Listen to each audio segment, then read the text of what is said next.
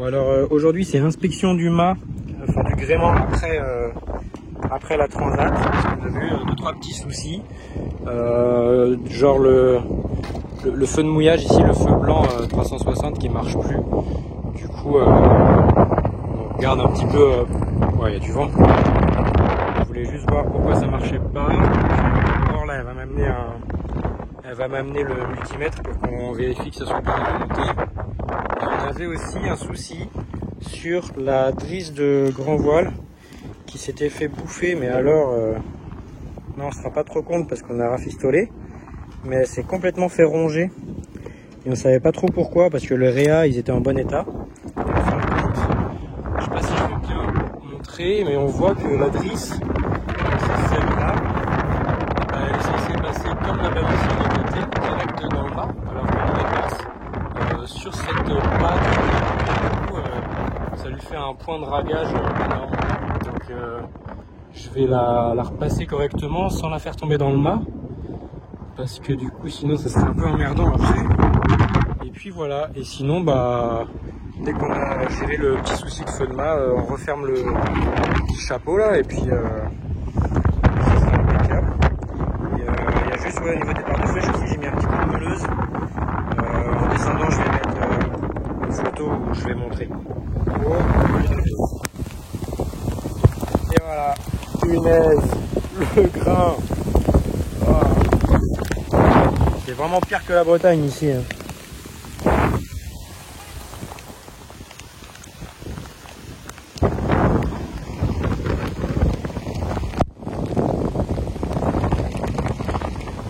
Eogan est toujours dans le mât.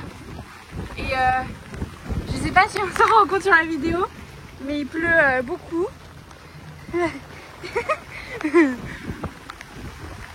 Bon, il m'a dit qu'il voulait pas descendre. Hein. Voilà, donc après la bonne douche, on a réparé la drisse. On peut voir que voilà, c'est celle-là. Elle passe impeccable et ça ne flotte plus nulle part. Donc elle, logiquement, c'est bon. Maintenant, ça devrait plus raguer. Alors là, voilà. J'ai branché le multimètre dessus. On voit qu'on a 2 volts et quelques qui se baladent. Donc il doit sûrement y avoir un faux contact, soit en pied de mât, parce que ça a peut-être pris un peu beaucoup l'eau de mer, soit au niveau du tableau électrique directement du bateau. Mais logiquement on est censé avoir 24 volts. Donc là avec 2 volts, ça éclaire pas très fort quoi. Donc au moins le feu en haut, il marche bien. Enfin, il marche bien. J'imagine qu'il marche bien.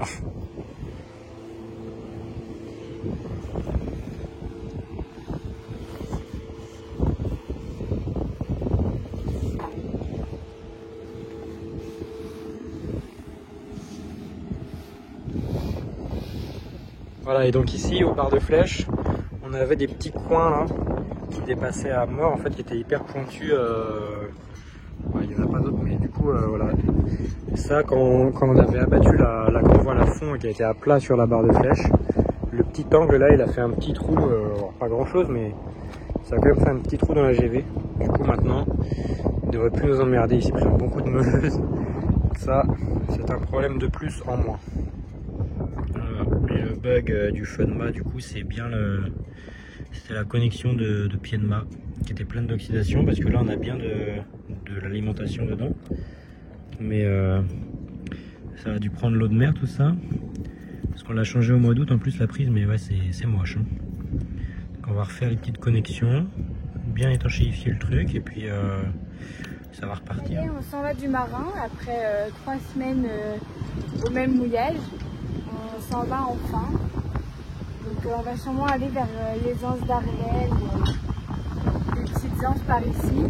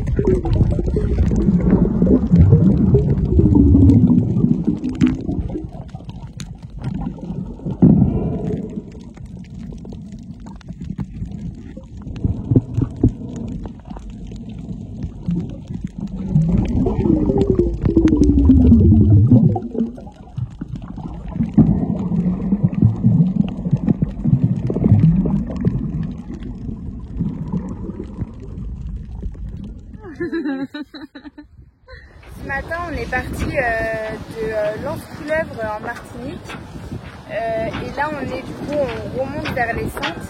Et on est juste en face de la Dominique. Là, c'est la Dominique derrière nous. Et notre vide-mulet qui a cassé. Et là, il est bien arraché. On a des petites pièces là. Ouais.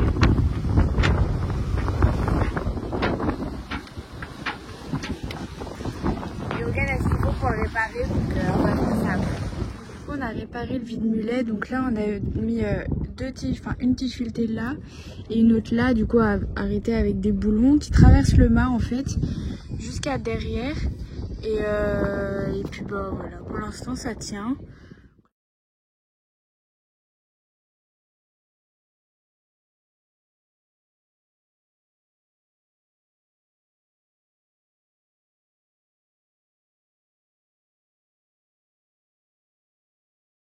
On est parti de Dominique pour aller aux Saintes.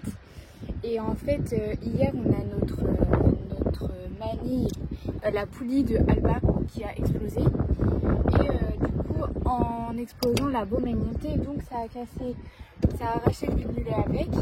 Et donc, Yogan avait une autre poulie, donc on l'a mise pour arriver jusqu'en Guadeloupe et en racheter une autre.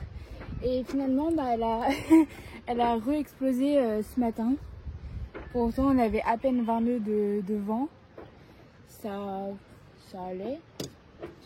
Mais voilà, donc la manille a explosé. Enfin, la poulie a explosé. J'ai la poulie du coup du Alba qui a cassé. Donc là, c'était une double. Mais en fait, ça fait déjà 3 ou 4 fois que le Alba explose. Donc on n'a plus de poulie double, on n'a que des simples. Donc on va mettre une simple du coup. Donc là, c'était celle qu'il y avait.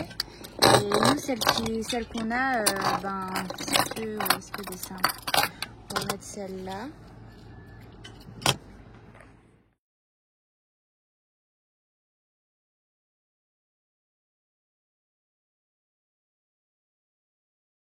Donc voilà, il est fini de passer ici. Hop. Bon, il passe là. En dessous, tchac, tchac.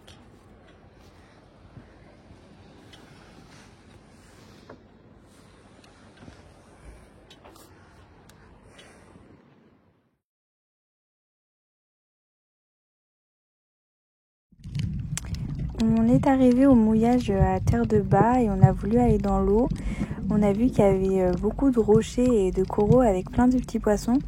Et on a surtout eu cette chance de voir des tortues avec nous. Donc en plus, elles étaient vraiment juste à côté du bateau. Du coup, c'était vraiment super sympa. Et il y en avait plusieurs dans le mouillage. Mais celle-ci restait vraiment à côté de nous. C'était son petit coin pour manger, je pense. Donc c'était vraiment chouette.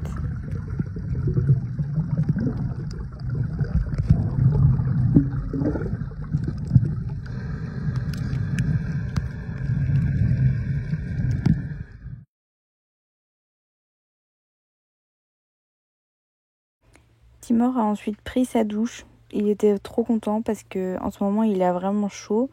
Parce que je pense qu'en plus avec ses poils et vu qu'il est noir, il doit bien avoir chaud le pauvre. Du coup la douche, il adore et direct il s'assoit sur les toilettes et tout. Il sait que c'est son moment quoi. Timor, tout propre.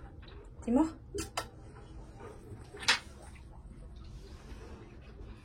C'est le bon loup. Alors là, c'est récupération d'eau douce. J'aimerais rentrer. Là, on a les petits seaux ici. Et du coup, ce qu'il y a dans le lazy bag, en fait, ça coule directement dans les seaux. Nous, c'est là qu'on en récupère un peu le plus. Il faudra faire l'inventaire demain matin de tout ce qui a été récolté. Là, c'est pas mal, hein. Les bacs font 180 litres. 80 litres. Ouais, 80 litres. Et on en a 2. Et on en a 2, ouais. Je sais pas si on va y remplir cette nuit. Peut-être pas, mais un petit peu, c'est bien. 80 litres, ce serait cool. Ouais. Ensuite, on a été visiter la distillerie Poisson, donc c'est le rhum Perlaba. Donc ils utilisent une méthode traditionnelle Donc, et en plus, on a pu voir les employés du coup qui étaient en train de faire le rhum. Et il y avait des petites pancartes pour nous expliquer le processus. Du coup, c'était vraiment très très intéressant. Et toutes les bouteilles Perlaba, du coup, sont étiquetées ici à Marie-Galante.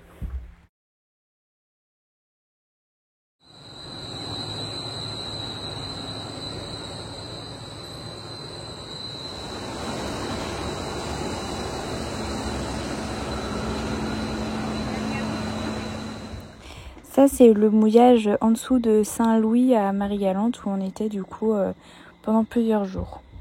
C'est aussi ici qu'il a beaucoup plu et que du coup on a décidé de mettre en place la récupération d'eau. Donc de Marie-Galante, ensuite on est parti direction la Guadeloupe. On a été à Pointe-à-Pitre au début.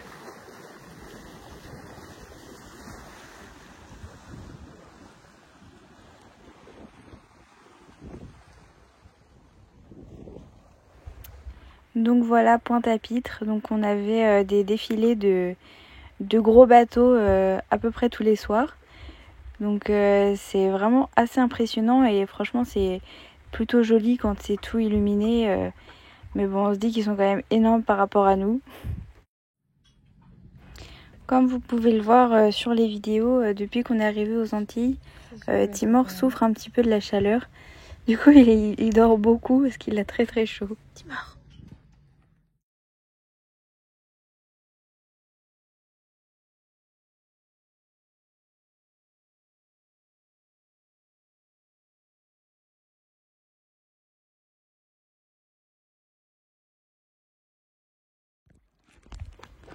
Donc là on était dans une petite anse en dessous de Bouillante et on a été se baigner, c'était vraiment top parce que l'eau était quand même chaude, elle devait être à 28 et c'était vraiment beau parce qu'il y avait plein de coraux et il y avait aussi des tortues.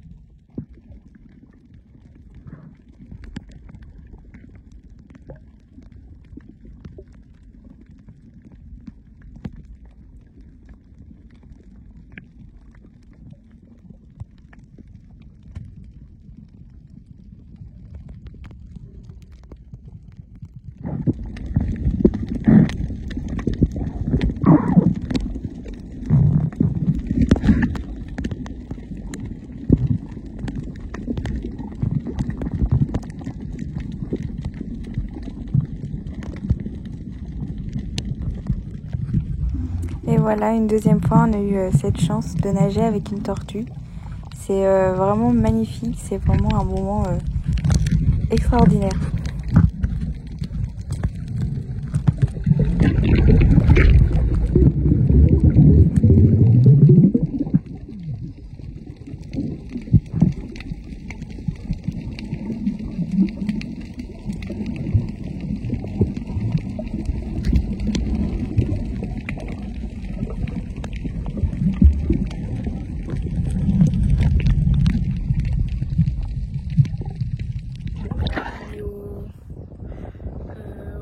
Fin mars, donc on n'a pas encore une bonne météo pour partir. On va sûrement rester encore un mois parce qu'on a des choses de prévues fin avril. Et puis en mai, je pense qu'on regardera la météo pour rentrer et puis aller vers les Açores et puis après Bretagne.